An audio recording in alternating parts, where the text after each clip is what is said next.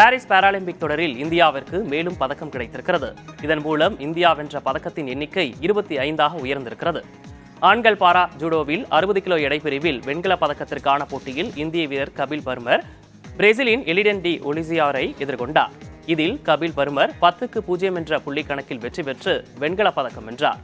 இது பாராலிம்பிக் விளையாட்டு வரலாற்றில் ஜூடோவில் இந்தியாவிற்கு கிடைத்த முதல் பதக்கமாகும். இதன் மூலம் 5 தங்கம், 9 வெள்ளி, 11 வெண்கலம் என 25 பதக்கங்கள் பெற்று பட்டியலில் 16வது இடத்தில் இந்தியா உள்ளது. முன்னதாக நேற்று நடந்த ஆண்களுக்கான குண்டு எறிதலில் இறுதிப் போட்டியில் இந்திய வீரர் அரவிந்த் மாலிக் 6வது இடம் பிடித்து ஏமாற்றம் அளித்தார்.